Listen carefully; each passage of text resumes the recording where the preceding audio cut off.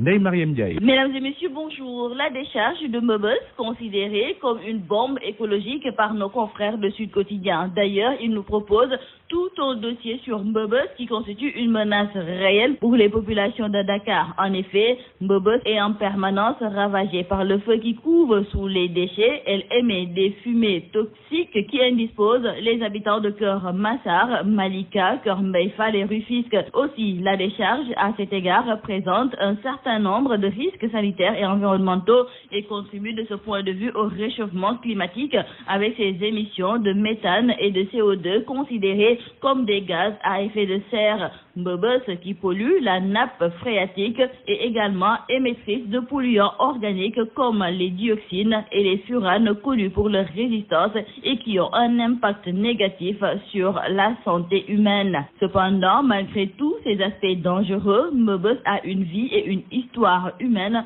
L'organisation autour de la décharge draine une certaine économie qui fait vivre du monde et contribue à la régulation de la criminalité à Dakar. Et aujourd'hui, dans ce dossier, nos confrères de Sud Quotidien mettent en exergue cette fonction sociale non négligeable. Restons avec nos confrères de Sud Quotidien qui nous font savoir que Modou Diagne Fada, même évincé du Parti démocratique sénégalais, n'est pas prêt à laisser libre cours à ses détracteurs au sein de la formation politique de l'ancien président de la République, Abdoulaye Wade. Fada refuse de capituler, écrivent nos confrères du journal Le Sud Quotidien. Toujours dans ce même quotidien, nos confrères reviennent sur les propos de Moustapha Diakhaté, le président du groupe parlementaire Benno Bokk Yakaar, qui a tant soit peu défendu Modou Diagne Fada lors de l'émission Objection sur Sud FM. Selon l'invité de Bayomar Gueye, c'est en réalité Oumar Sarr, secrétaire général adjoint du Parti démocratique sénégalais, qui a plutôt fait usage de faux.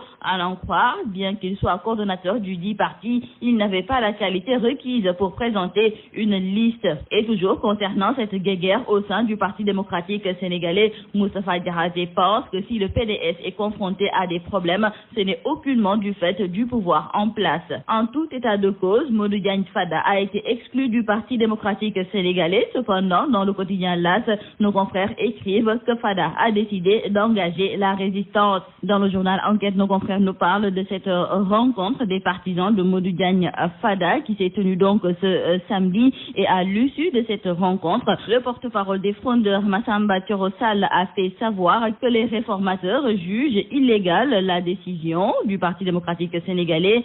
Ils annoncent aussi une action en justice, notamment contre Oumar Sarr, mais aussi la tenue d'un congrès. Pour nos confrères du journal Enquête, on s'achemine vers une scission du Parti démocratique sénégalais. Et pourtant, dans le journal Rewmi Quotidien, nos confrères nous indiquent que le porte-parole du Khalife général des Mourides veut une retrouvaille des familles libérales. Nos confrères écrivent que c'est à l'occasion de la célébration samedi dernier du Magal de Serigne Abdou Khadre Mbacké que les Mourides ont invité le père et son fils à l'union des cœurs et des esprits. Dans le journal Grand Place, nos confrères confirment l'information et nous indiquent que Serigne Bassirou Mbacké Abdou Khadre a émis le souhait de voir le président Abdoulaye Wade et son successeur Macky Sall se retrouver autour d'une table pour remettre les pendules à l'heure. Le porte-parole du Khalife a tenu ses propos devant un parterre de responsables politiques du Parti démocratique sénégalais. Cependant, les libéraux qui ont pris part à la cérémonie officielle du Magal n'ont pas accepté de se prononcer sur l'affaire. Abdourahmane Diouf, le porte-parole du parti Rewmi, est aujourd'hui l'invité de nos confrères du journal L'Observateur. Et sans détour, il se prononce sur les questions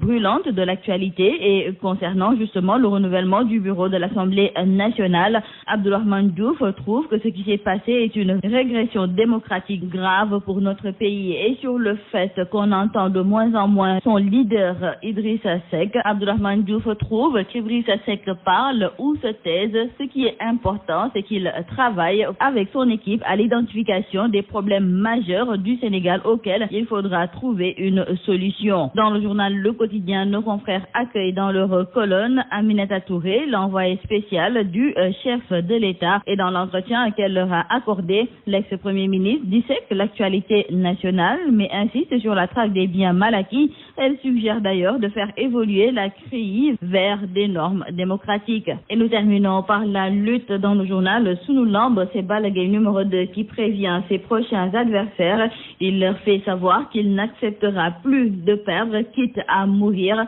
Balla Gaye numéro 2 ajoute qu'il n'écarte aucun lutteur. C'est tout à vos journaux et très bonne lecture. Leader incontesté de la location de voitures et du transport touristique, Sénécar Tour